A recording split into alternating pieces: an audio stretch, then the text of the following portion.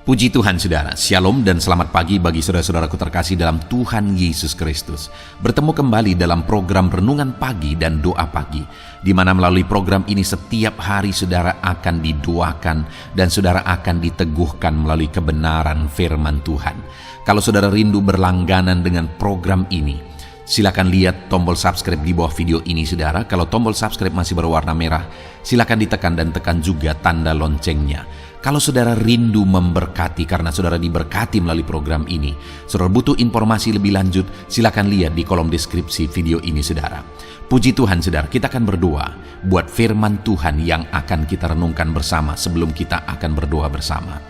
Bapa yang baik, saat ini Tuhan kami sungguh bersyukur buat hari yang baru, buat kesempatan yang Tuhan beri bagi kami, di mana pada hari ini sebelum kami akan melaksanakan segala aktivitas kami, terlebih dahulu kami akan dikuatkan oleh firman-Mu. Kami akan merenungkan firman-Mu. Berfirmanlah ya Tuhan, berkati setiap anak-anak-Mu yang sedang mendengarkan program Renungan Pagi ini. Berkati hidup mereka, hati dan pikiran mereka melalui kebenaran firman-Mu. Kuatkan mereka, teguhkan mereka melalui kebenaran firman-Mu ya Tuhan. Dan Tuhan juga yang mengurapi hamba dalam menyampaikan firman-Mu. Terima kasih Bapa yang baik, kami sungguh bersyukur buat kebaikan Tuhan di pagi hari ini. Dan dengan penuh sukacita, dengan penuh kerinduan, kami mau renungkan firman Tuhan dalam nama Tuhan Yesus Kristus. Haleluya, haleluya. Amin.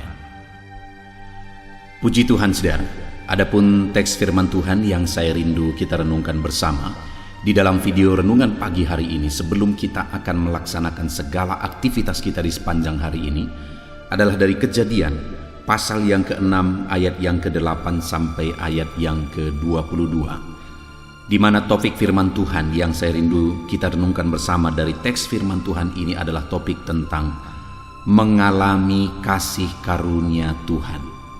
Saudara, tanpa kasih karunia Tuhan, hidup kita tidak berarti. Tanpa kasih karunia Tuhan, hidup kita tiada gunanya. Kita membutuhkan kasih karunia Tuhan, dan tanpa kasih karunia Tuhan kita akan binasa.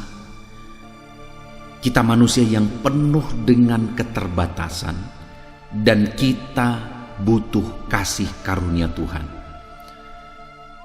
Ada orang-orang yang berpikir bahwa mereka bisa tanpa kasih karunia Tuhan. Dan dengan pikiran yang seperti itu, dan mereka masih diberi kesempatan, itu pun sebenarnya kasih karunia Tuhan.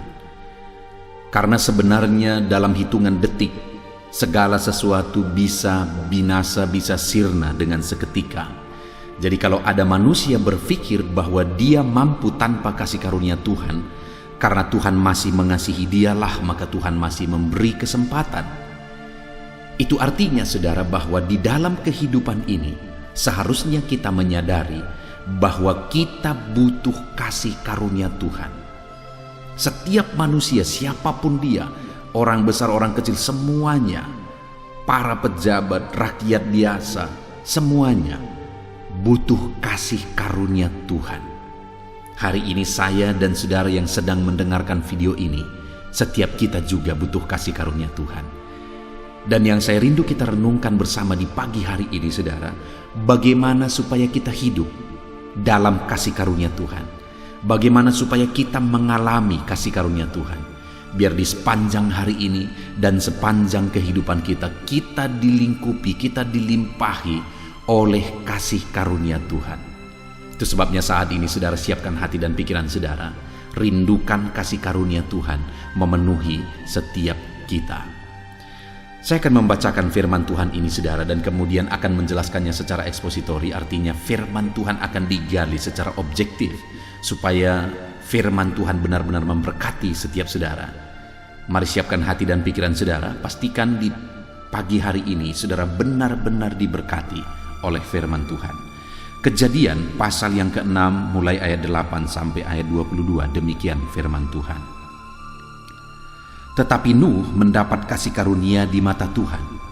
Inilah riwayat Nuh. Nuh adalah seorang yang benar dan tidak bercela di antara orang-orang sejamannya. Dan Nuh itu hidup bergaul dengan Allah. Nuh memperanakkan 3 orang laki-laki, Sem, Ham, dan Yafet. Adapun bumi itu telah rusak di hadapan Allah dan penuh dengan kekerasan.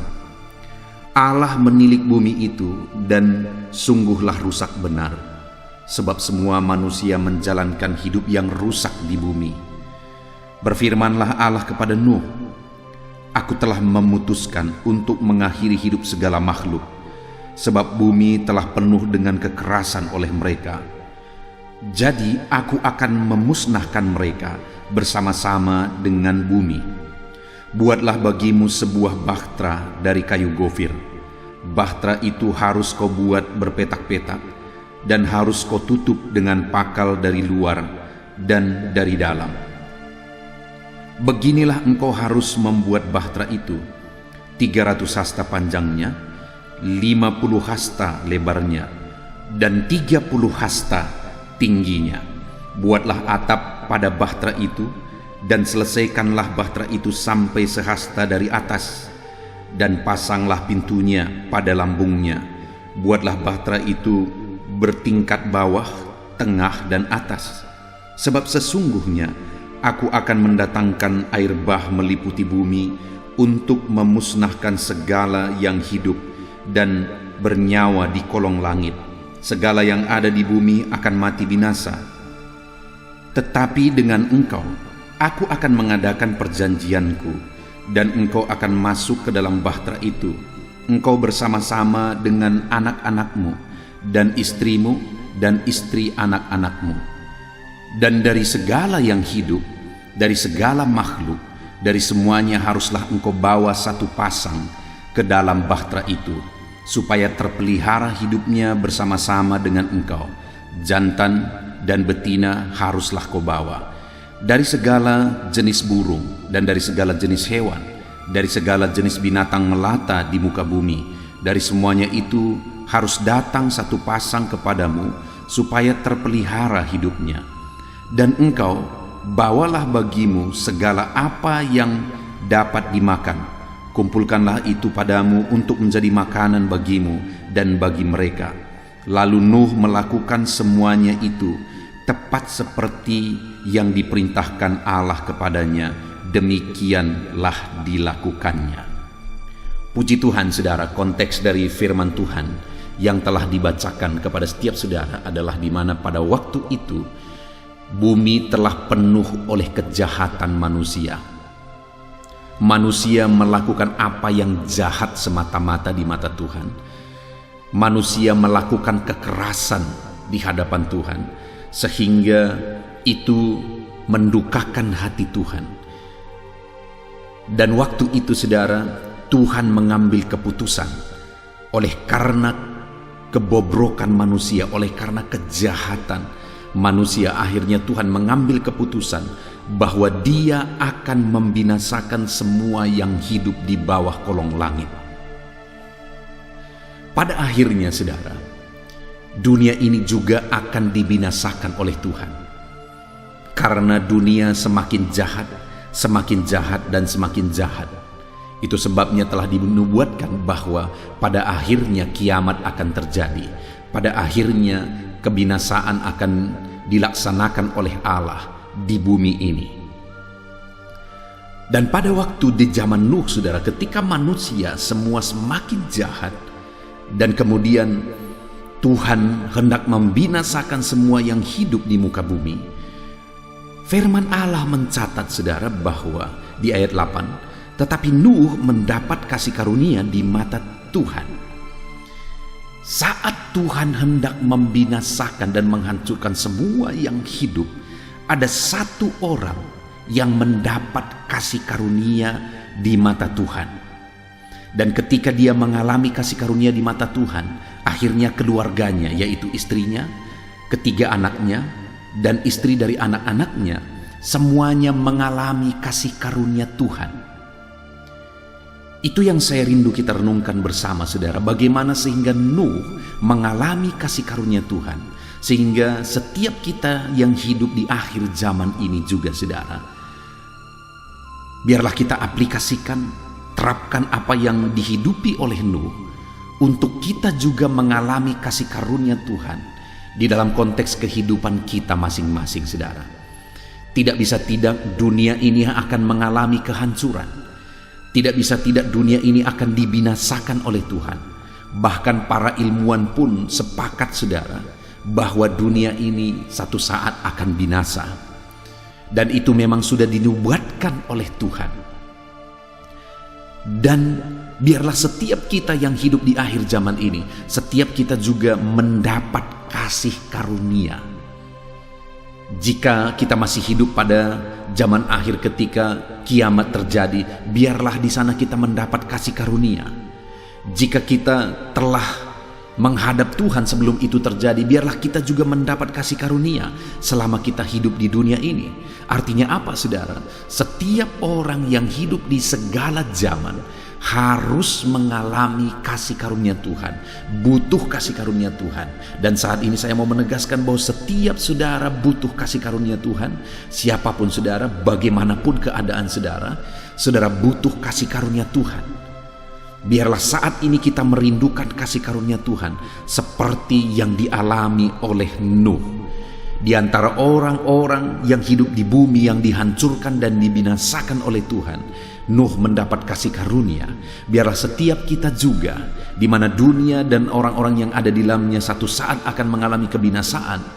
Bahkan orang-orang yang sudah meninggal dan belum meninggal pada saat itu, semuanya akan menghadapi tahta pengadilan Tuhan. Biarlah dalam hal itu setiap kita mengalami kasih karunia Tuhan. Dan saat ini, saudara, yang menjadi pertanyaannya, yang saya rindu kita renungkan bersama adalah bagaimana Nuh mengalami kasih karunia Tuhan? Apa yang harus kita lakukan? Bagaimana kita menerapkan prinsip-prinsip apa yang perlu diterapkan untuk kita hidup di bawah kasih karunia Tuhan? Dikatakan di ayat 9, saudara, setelah di ayat 8 dikatakan bahwa Nuh mendapat kasih karunia di mata Tuhan, maka dijelaskan di ayat 9 bagaimana kisah hidup Nuh, riwayat hidup Nuh. Ada 3 hal yang saya ingin kita belajar. Cara hidup Nuh yang merupakan alasan dia mengalami kasih karunia Tuhan. Kita lihat bersama di ayat 9, saudara. Inilah riwayat Nuh. Jadi mulai ayat 9 itu diceritakan riwayat hidup Nuh sehingga dia mengalami kasih karunia Tuhan. Yang pertama, Nuh adalah seorang yang benar dan tidak bercela di antara orang-orang sezamannya. Alasan pertama sehingga Nuh mengalami kasih karunia Tuhan, saudara, karena Nuh ini hidup benar di antara orang sezamannya. Nuh memilih untuk hidup berbeda. Nuh memilih untuk hidup benar.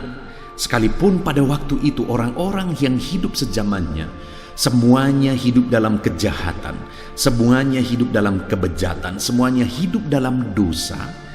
Tetapi sekalipun di sekelilingnya semua orang hidup dalam dosa dan kejahatan di mata Tuhan, tetapi Nuh memilih cara hidup yang berbeda dari orang-orang sezamannya. Dia memilih untuk hidup benar, dan dia ajar istrinya, anak-anaknya, dan istri anak-anaknya, artinya mereka sekeluarga, dibimbing dan dipimpin oleh Nuh untuk hidup dalam kebenaran, sehingga Nuh mendapat kasih karunia dan semua keluarganya juga mengalami kasih karunia Tuhan. Saya percaya, saudara, pada waktu itu tidak gampang Nuh memilih cara hidup yang demikian. Saya percaya pada waktu itu ada tantangan yang besar bagi Nuh dan keluarganya untuk memilih cara hidup yang berbeda, untuk memilih cara hidup yang benar di tengah-tengah kejahatan merajalela. Tetapi Nuh mempertahankan, Nuh berjuang untuk hidup dalam kebenaran di tengah-tengah manusia yang semakin jahat dan semakin bejat. Dan saat ini, saudara, saya mau menegaskan kepada setiap saudara, kalau saya dan saudara rindu mengalami kasih karunia Tuhan, mari kita hidup benar, sekalipun kita hidup di tengah-tengah dunia yang jahat. Sekalipun mungkin saat ini lingkungan saudara, kejahatan itu seperti sesuatu yang lumrah. Sekalipun mungkin saat ini di tengah keluarga saudara, kejahatan itu mungkin dianggap lumrah. Sekalipun saat ini di tengah-tengah lingkungan tempat saudara bekerja, kejahatan itu, budaya korupsi, budaya tipu menipu, budaya kejahatan itu mengambil untung di atas penderitaan orang lain, itu dianggap lumrah, saudara. Saudara yang tahu kebenaran harus memilih untuk hidup benar. Saudara yang memahami kebenaran harus memilih cara hidup yang berbeda. Saudara harus hidup benar, mempertahankan hidup saudara benar, sekalipun orang-orang yang hidup di zaman saudara hidup dalam kejahatan. Hiduplah dalam kebenaran, saudara. Hiduplah benar di hadapan Tuhan, maka saudara akan melihat bagaimana Tuhan menyatakan kasih karunia-Nya dalam kehidupan saudara. Jangan ikut-ikutan sekalipun orang berbuat jahat. Jangan ikut-ikutan sekalipun mungkin orang berkata itu lumrah, itu umum dilakukan di zaman sekarang ini.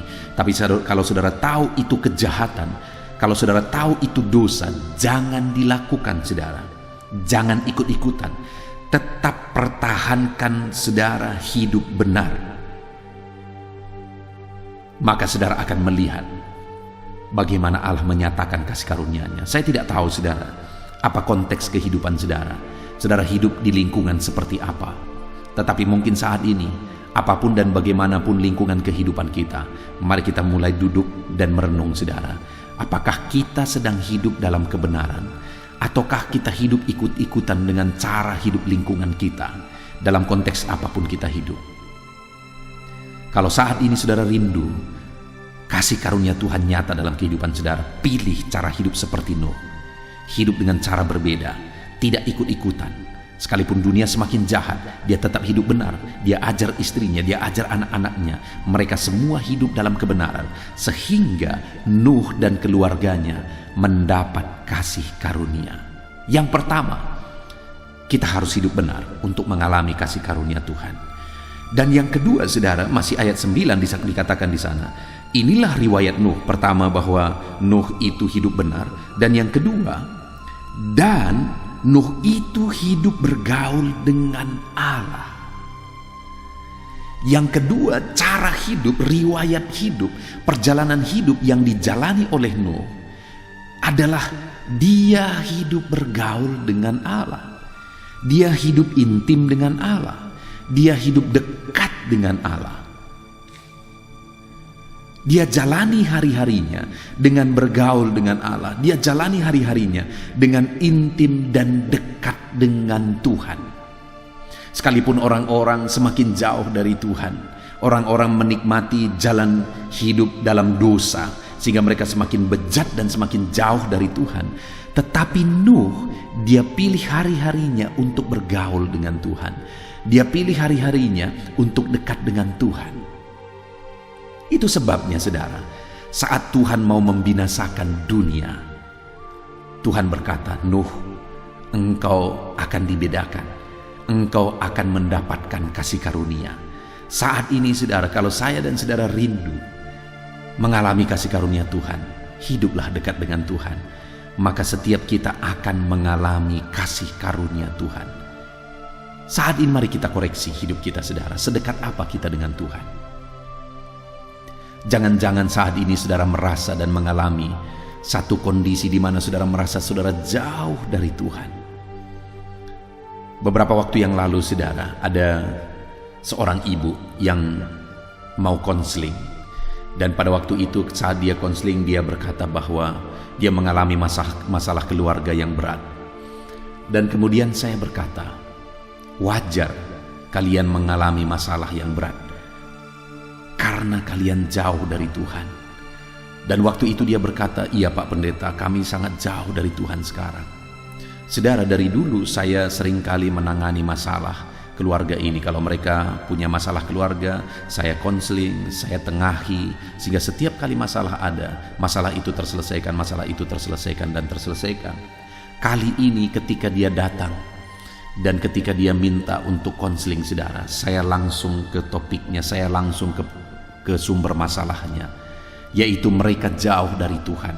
Sehingga saya langsung tegas. Saya berkata, sudah waktunya kalian dewasa dalam Tuhan. Sudah waktunya kalian dekat dengan Tuhan, supaya kalian bisa menyelesaikan masalah kalian sendiri. Kalian tidak akan pernah dewasa kalau ada masalah aku yang selesaikan, ada masalah aku yang selesaikan. Sudah waktunya kalian bisa mandiri dan menyelesaikan masalah sendiri. Dan saya menegaskan bahwa kalian bermasalah sekarang karena kalian jauh dari Tuhan. Dan akhirnya mereka berkata, iya Pak Pendeta, kami sedang jauh dan jauh sekali dari Tuhan. Saat ini saya mau menegaskan kepada saudara, ketika saudara jauh dari Tuhan, saudara sedang cari masalah.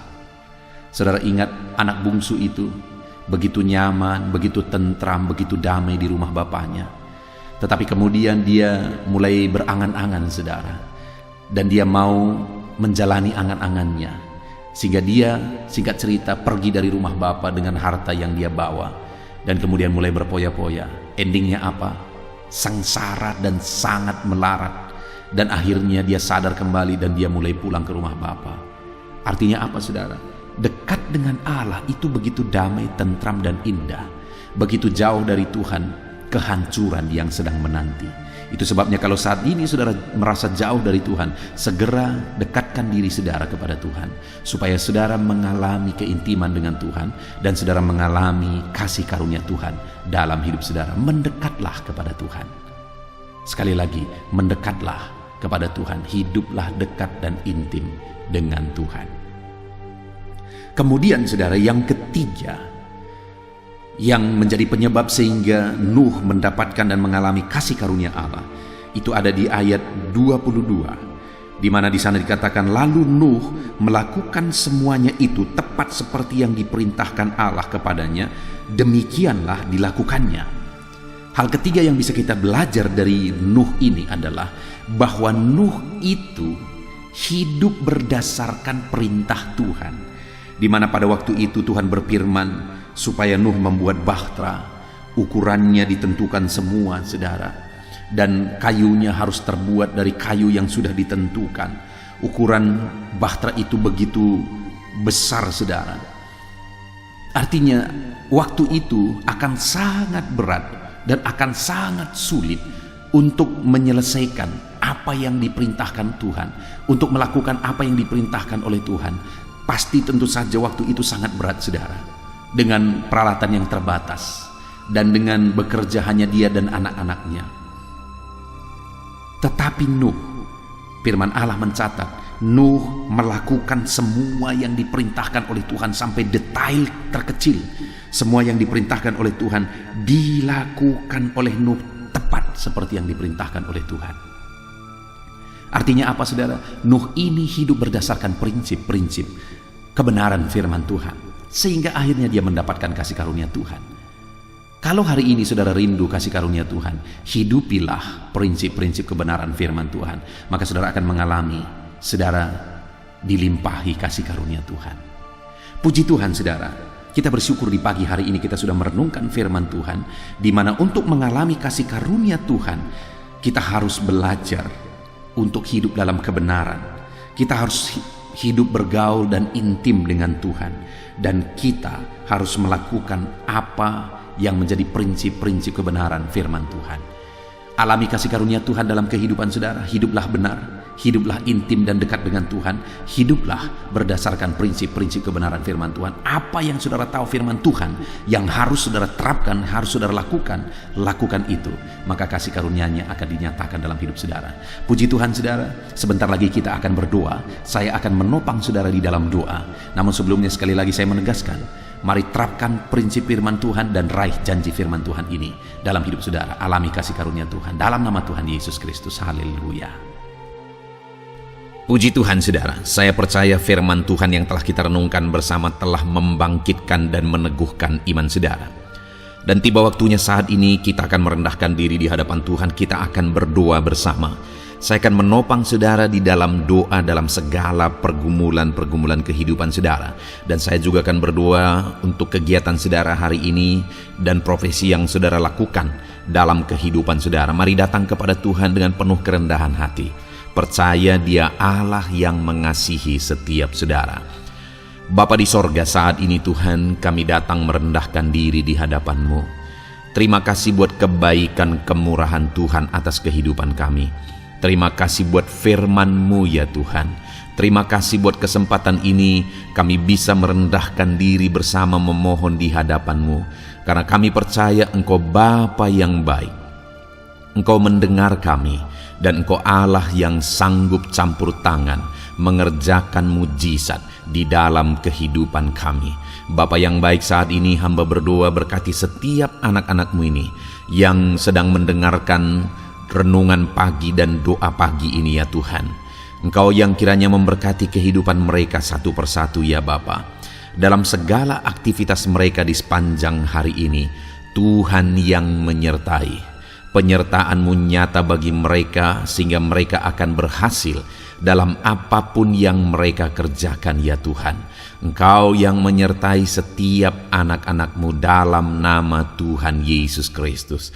Hamba berdoa ya Tuhan, biarlah sukacita Tuhan, damai sejahtera Tuhan memenuhi setiap kehidupan anak-anak-Mu ini. Dalam nama Tuhan Yesus Kristus, biarlah damai-Mu memenuhi kehidupan mereka dalam mereka melakukan segala kegiatan mereka. Sukacita-Mu memenuhi kehidupan mereka dalam mereka mengerjakan pekerjaan mereka, sehingga mereka maksimal dan berhasil. Berkat Tuhan tercurah dalam kehidupan mereka. Dalam nama Tuhan Yesus Kristus. Bapa yang baik, biarlah Tuhan yang mengerjakan keberhasilan dalam apa yang mereka kerjakan ya Tuhan. Ketika Engkau mengerjakan keberhasilan, maka Engkau akan memberi yang terbaik. Engkau mengerjakan keberhasilan yang terbaik dalam kehidupan setiap anak-anak-Mu dalam nama Tuhan Yesus Kristus. Terima kasih Bapa yang baik. Dalam apapun yang mereka kerjakan, beri mereka hikmat Tuhan. Beri mereka hikmat untuk mengerjakan yang terbaik. Berikan mereka hikmat untuk melakukan segala tugas, tanggung jawab dan pekerjaan mereka, sehingga oleh hikmat-Mu yang memenuhi kehidupan mereka, mereka bisa berhasil dalam apapun yang mereka kerjakan yang tidak bertentangan dengan firman Tuhan. Dalam nama Yesus, hikmat Tuhan kiranya memenuhi anak-anak-Mu dan menjadikan setiap anak-anak-Mu berhasil dalam nama Yesus Kristus. Haleluya. Bapa yang baik, hamba berdoa, ajar anak-anak-Mu untuk mengerjakan yang terbaik sebagai anak-anak Tuhan. Berkati kami Tuhan, memampukan kami untuk mengerjakan yang terbaik dalam segala apa yang kami kerjakan dalam kehidupan kami. Berkati anak-anak-Mu Tuhan. Ajar anak-anak-Mu mengerjakan yang terbaik, mengerjakan lebih dari apa yang dituntut, mengerjakan lebih dari apa yang seharusnya dikerjakan. Dalam nama Tuhan Yesus Kristus. Haleluya, haleluya. Bapa yang baik, saat ini hamba berdoa bagi setiap profesi-profesi anak-anak-Mu.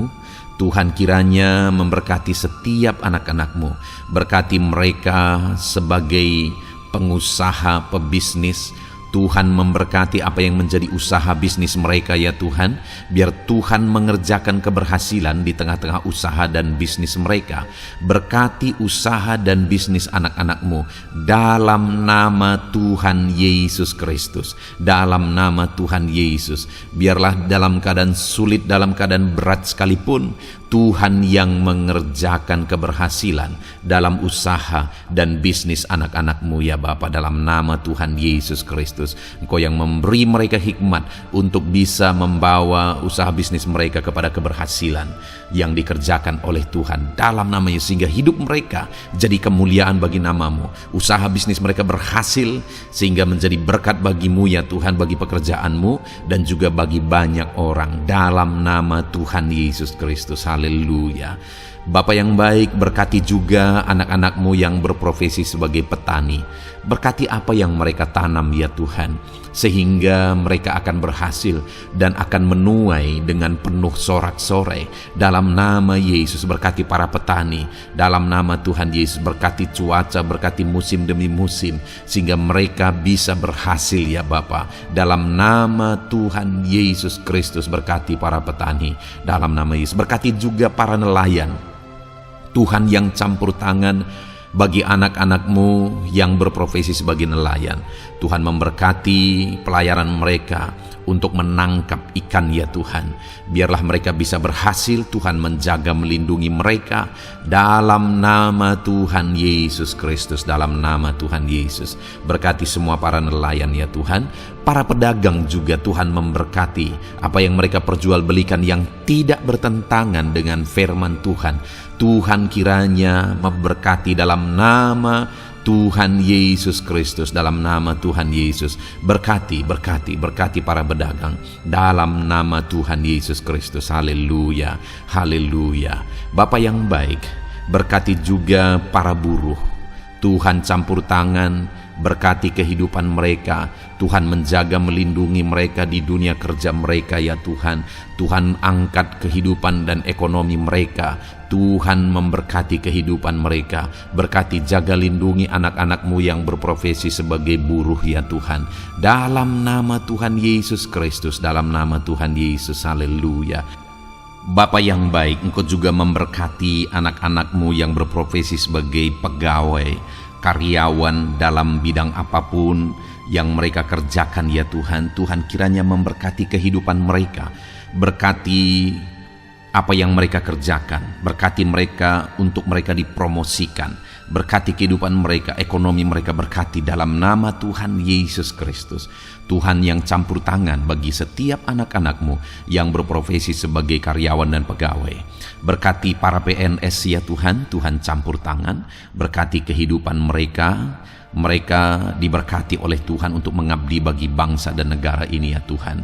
Berkati mereka yang berprofesi sebagai PNS dalam bidang apapun mereka.